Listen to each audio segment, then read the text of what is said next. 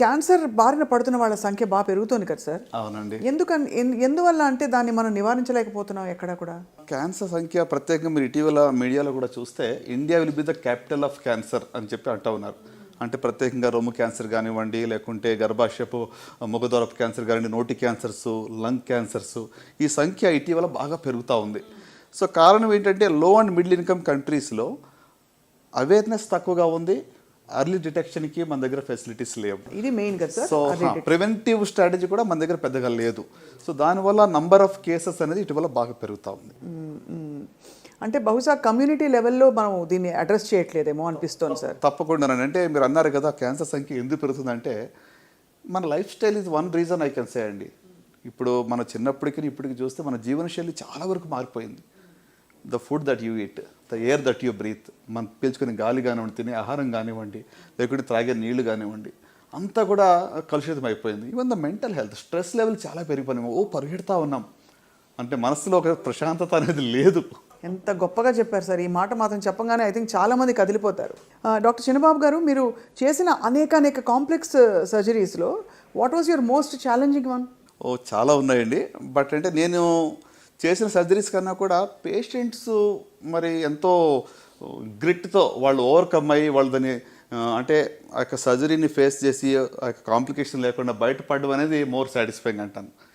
ప్రతి surgical oncologist కూడా complex surgeries చేయడానికి ట్రైన్ అయి ఉంటారు.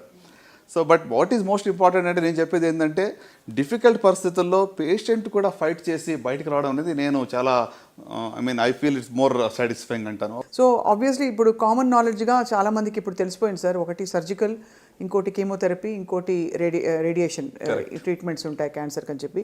సో అన్నిటికీ సర్జరీలు ఉపయోగపడతాయా సార్? లేదండి. అంటే 3 మల్టీ డిసిప్లినరీ మేనేజ్మెంట్ అంటాం. యూజువల్గా సాలిడ్ ట్యూమర్స్ అంటే రొమ్ము క్యాన్సర్ కానివ్వండి, థైరాయిడ్ కానివ్వండి, లేకుంటే పెదపే కానీ, లంగ్స్లో కానీ, వీటిని సాలిడ్ ట్యూమర్స్ అంటాం. సో వీటిల్లో అర్లీ స్టేజ్లో మనం కనుగొంటే సర్జరీ చేస్తాం. స్టేజ్ 1 యూజువల్గా అర్లీ స్టేజ్లో సర్జరీ ఫస్ట్ చేస్తాం. సో ఒకవేళ జబ్బు లోకల్గా అడ్వాన్స్ అయినట్లయితే, లింఫ్ నోడ్స్ కానీ పాకినట్లయితే ఫస్ట్ కీమోథెరపీ ఇచ్చి దాన్ని డౌన్ స్టేజ్ చేసి తర్వాత సర్జరీ చేస్తాం. ఇన్ని వందల వేల సర్జరీలు చేసి ఇంత కీర్తి ప్రతిష్టలు మీకు మొన్న కూడా ద్రౌపది ముర్ము గారితో, మీ ప్రెసిడెంట్ గారితో మీ ఫోటో చూసాం sir. It must be so fulfilling for you. అవునా? అంటే కమ్యూనిటీ వర్క్ అనేది కూడా I feel it's very close to my heart అండి. ఆ లెగసీ అనేది మా అమ్మ నుంచి నాకు వచ్చింది. అంటే she was a social worker. మా ఊర్లో ఎవరికి హాస్పిటల్కి ఎవరిని తీసుకుని వెళ్ళాలంటే తనే తీసుకుని వెళ్ళేది. కర్ణాటకలో వాళ్ళ కన్నడ లాంగ్వేజ్ వచ్చేది కాదు, తెలుగు వాళ్ళంతా అక్కడ సెటిల్ అయ్యారు కాబట్టి ఆమె కన్నడ వచ్చేది తీసుకుపోయేస్తాను. సో ఆ లెగసీ నాకు పాస్ ఆన్ చేసేదేమని అనుకుంటూ ఉంటాను. కమ్యూనిటీకి అవేర్నెస్ బిల్డ్ చేయాలని, ఇంకోటి ఏదో చేయాలి. క్యాన్సర్ బారిన పడడానికి ఇదిగో ఇవి కారణాలు అని, అదేమిటి మన దాకా రాదనుకుంటారా జనం కమ్యూనిటీలో, లేకపోతే నాకేం కాదులే అనుకుంటారా, or what is it sir? ఆ రెసిస్టెన్స్ ఏమిటి? తప్పకుండా. అంటే క్యాన్సర్ గురించి ఎట్లా అంటే ఇప్పుడు ఈవెన్ స్క్రీనింగ్ టెస్టులు చేస్తూ ఉంటే కూడా చాలామంది టెస్టులు చేసి లేని జబ్బు ఇస్తారేమని భయపడుతూ ఉంటారు. ఓహో. మేము వాళ్ళ ఇద్దరు బస్సుల ద్వారా వెళ్ళి క్యాన్సర్ స్క్రీనింగ్ చేస్తాం, మెమోగ్రఫీ చేస్తాం, ప్యాప్స్మియర్ చేస్తామంటే అంతా మాకు బాగుంది, ఏమి లేని జబ్బు మీరు ఇస్తారని చెప్పి కూడా వాళ్ళు భయపడుతూ ఉంటారు. అంటే అపోహలు ఉన్నాయి.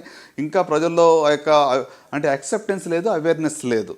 సో ఎందుకు నంబర్ పెరుగుతుంది అంటే అగైన్ మోస్ట్ ఇంపార్టెంట్ అంటే టొబాకో, పొగాకు మరి సేవించడం, పొగాకు కాల్చడం 30 to 40% దీనివల్లే వస్తుంటాయి. కొన్ని ఇన్ఫెక్షన్స్, మీకు హెచ్పివి వైరస్ అని ఉంటుంది, హ్యూమన్ ప్యాపిలోమా, మన అందరికీ తెలుసు. It's one preventable cancer. మన జీవితకాలంలో ఈ క్యాన్సర్ లేకుండా చూడొచ్చు. కానీ ఎంతమంది హెచ్పి వ్యాక్సిన్ తీసుకున్నారు అంటే చాలా తక్కువ మంది. పాశ్చాత్య దేశాల్లో ఇట్స్ మ్యాండేటరీ వ్యాక్సినేషన్. అబ్బాయిలకు కూడా వ్యాక్సినేషన్ ఇస్తారు హెచ్పివిది, ఎందుకంటే head and neck, oral cancers, లేక కొన్ని వాట్స్ వస్తాయని చెప్పి మగవాళ్ళకు కూడా ఈ వ్యాక్సిన్ ఇస్తారు. సో మన దగ్గర ఈ యొక్క అవేర్నెస్ లేదు. సో ఇండియాలో నంబర్ 2 క్యాన్సర్ సర్వైకల్ క్యాన్సర్, గర్భాశయ ముఖద్వారపు క్యాన్సర్. సో కనుక ఇది ప్రివెంటబుల్ క్యాన్సర్ అన్న మనం ప్రివెంట్ చేస్తే ఎంతో మేలు చేసిన వాళ్ళు అవుతాం, మనకు మనం హెల్ప్ చేసుకున్న వాళ్ళని నేను భావిస్తున్నాను. సో మెయిన్ రెసిస్టెన్స్ వాళ్ళకి టెస్ట్ చేస్తామన్నా కూడా అమ్మో ఈ ఏరియాలోకి మనం ఎంటర్ కావద్దు అని ఒక రెసిస్టెన్స్. ఆ శబ్దం వినకుండా దూరం ఉంటే బాగుంటుంది అన్నట్టుగా ఆలోచిస్తాను. అవును, చాలా sir. I can completely understand sir. Rural India and అలాగే ఇప్పుడు బాగా అన్ని విధాలు అర్బనైజ్ అవుతున్న దేశం చూస్తున్నాం. కానీ ఏ సెగ్మెంట్లో మీకు ఎక్కువ కనిపిస్తున్నాయి సార్? అంటే అన్డిటెక్టెడ్ క్యాన్సర్ స్టేజ్ 2, 3కి వచ్చేసి తర్వాత తెలుసుకుని రావడం అనేది. అంటే రూరల్లో డెఫినెట్గా ఓవరాల్ లేట్ స్టేజ్లో వచ్చేది రూరల్ ఎక్కువగా ఉంది. అయినప్పటికీ కూడా ఒకటి ఏంటంటే స్క్రీనింగ్కి వచ్చేటప్పటికి అర్బన్లో కూడా అన్ఎడ్యుకేటెడ్ అనే చెప్పొచ్చు. చాలా మంది ఇప్పుడు మెమోగ్రఫీస్ ఆఫ్టర్ 40 years ఎంతమంది చేయించుకుంటున్నారు? మన దేశంలో యాక్చువల్లీ చాలా తక్కువ ఉంది సార్. యుఎస్ లాంటి కంట్రీస్లో లెస్ దాన్ 3% అండి. అదే. సో అంటే ఈవెన్ ఇన్ అర్బన్ ఏరియా ఈ యొక్క అవగాహన తక్కువగా ఉందని నేను భావిస్తున్నాను. సో ఓవరాల్ సార్, భారతదేశం ఏ స్టేజ్లో ఉంది అంటే ఇన్ టర్మ్స్ ఆఫ్ క్యాన్సర్తో పోరాడడంలో మనం ఎంత అడ్వాన్స్డ్గా ఉన్నాం? ఎందుకంటే ఇప్పటికీ ఇప్పుడు కొంచెం మారుతున్నాయి పరిస్థితులు, కానీ ఇదివరకు అమెరికా వెళ్ళిపోయేవాళ్ళు. ఈవెన్ కొంచెం మనకి బాగా డబ్బులు ఉన్నవాళ్ళు, అఫోర్డబిలిటీ ఉన్నవాళ్ళు క్యాన్సర్ వచ్చింది అమెరికాకి వెళ్ళాం ట్రీట్మెంట్కి అనేవారు. ఇప్పుడు ఆ పరిస్థితులు మారుతున్నాయి. But how do rate India on? లేదండి, అంటే క్యాన్సర్ ట్రీట్మెంట్కి వచ్చేటప్పటికి ఇండియాలో మన వెస్ట్రన్ కంట్రీ కంపేర్ చేస్తే ఏమాత్రం తక్కువ లేదు. అంటే క్లినికల్ రీసెర్చ్, కొత్త మాలిక్యూల్స్ అండ్ ట్రయల్స్ అవన్నీ కూడా అక్కడ ఎక్కువగా ఉండొచ్చు తప్ప టెక్నిక్ వైజ్ కానీ, సర్జికల్ స్కిల్స్ వైజ్ కానీ, లేకుంటే ఎక్విప్మెంట్ వైజ్ కానీ, ఇన్ఫ్రాస్ట్రక్చర్ వైజ్ కానీ మనం ఏమాత్రం కూడా తక్కువ కాదు.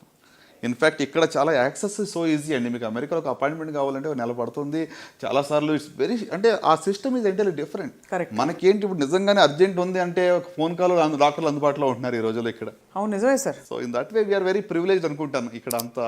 హెల్త్ కేర్ సిస్టంలో సార్ చాలా మనం ముందుకి వెళ్ళామంటే in terms of access and affordability also ఇప్పుడు. ఎస్. సో అది